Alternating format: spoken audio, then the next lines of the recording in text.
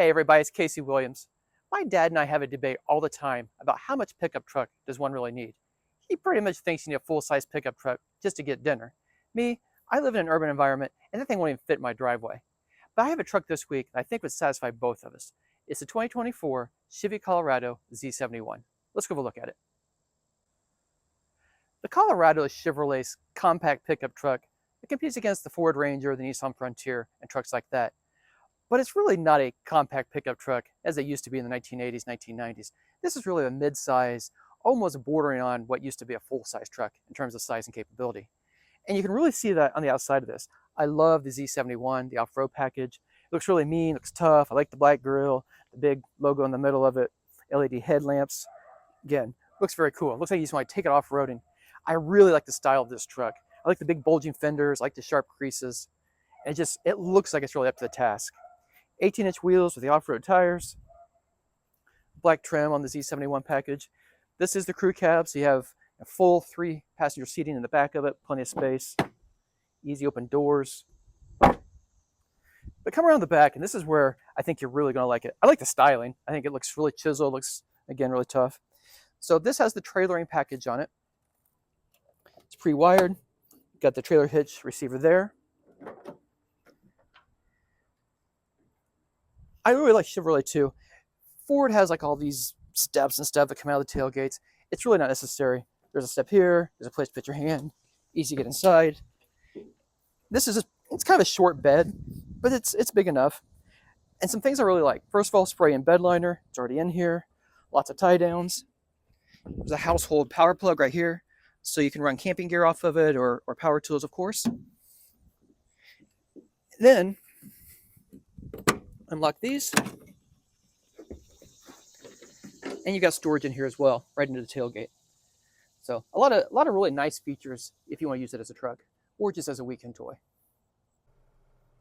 I mostly like the interior of the Colorado. It gives you a sense to be easy to clean out after a long day of having fun, but it also has all the technology and comforts you'd want too.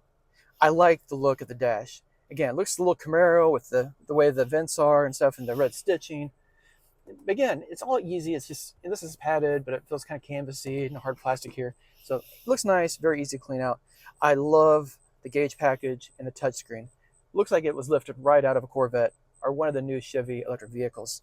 Crisp, clear gauges, nice, easy readouts, and very intuitive touchscreen. I like that there's a volume knob. I would like it even more if there was a tuning knob. It is pretty easy to swipe screen through though, through your stations or to connect your devices. This has wireless CarPlay, wireless Android Auto, so it is easy to connect your devices. There's wireless phone charging down below, and then both forms of USBs down here as backup. Dual zone automatic climate control, controlled right here with all the auxiliary buttons. One layer down, auto stop start for the engine, lane keep assist, and then the 4-wheel drive button is right here as well. So I leave it normal or auto, but you can configure it for all kinds of different terrains. Deep cup holders, nice storage here in the console, 2 layers. Seats, these are heated and ventilated on the Z71 package, the way we have it equipped. I like the red stripes, it's kind of sporty, and the red stitching. Heated leather wrapped steering wheel, and I do like the steering wheel. If there are any complaints, first of all, it'd be really nice if there was a heads-up display, at least have an option of one. It's not necessary, but it'd be nice. The other thing, I was getting in the vehicle the other morning. It was, right at sunrise, getting ready to get some coffee. And I'm trying to get the headlamps on. So I'm looking around, I'm touching, reach over here, and there's the trailer brake controller. One stalk, there's not a second stalk for the lights. I'm like, what is going on here? And what I finally realized is the headlamps are automatic, which makes sense, I mean, most cars have a headlamp switch, but you don't really need it. Over here on the console, though, on the screen, you press that button, and you bring them up right here. If you want to turn the lights off, you can turn the lights off. If you want to lock them on, you can do that as well. You can also go through the menus here and get to them. So it is easy enough to get to it once I realized where the lights were. And being honest again, most people aren't messing with the lights anyway. You just leave them in automatic mode and the car just takes care of them. But overall, I like the interior. Comfortable, plenty of space in the back seats for at least 2 people. There's even an armrest back there. Nice storage. This one doesn't have a sunroof. It'd be nice if it had a sunroof. This does have the Bose audio system, which I like a lot. It sounds really crisp. So overall, it's a nice combination of luxury and practicality. So I'm showing the truck to my dad, and he says, "So what kind of engine does it have in it?" And I took a deep breath, and I thought he's not going to like this at all. So I said, well, Dad, it has a 2.7 liter Turbo Max 4-cylinder engine. And he just looked at me like, you're crazy, like I'm buying a pickup truck with a 4-cylinder engine in it. And I said, but it produces 310 horsepower and 430 pound-feet of torque. You can pull 7,700 pounds of trailer with this truck. That is a pretty substantial workload for what is essentially a compact or mid-sized pickup truck.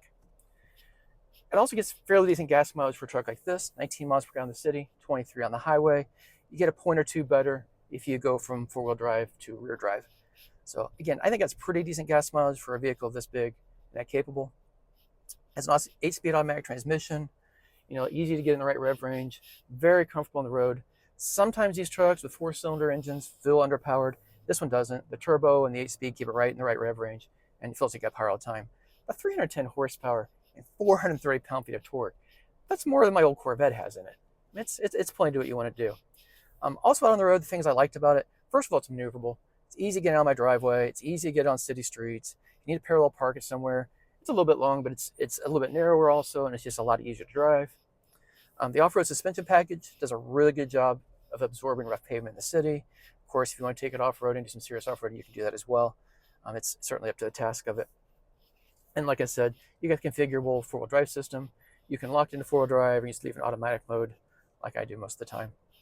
But I like it. I like driving it. It's comfortable. I took my daughter. She conjured up the 10 spot, and she was very happy rocking out in here and connected her device to the Wi-Fi. So I think it's very nice. And you can put 4 people in here and use this as your everyday family car as well, and still have a lot of capability to pull a trailer, to pull a camper, your boat, or just haul home some mulch on the weekends.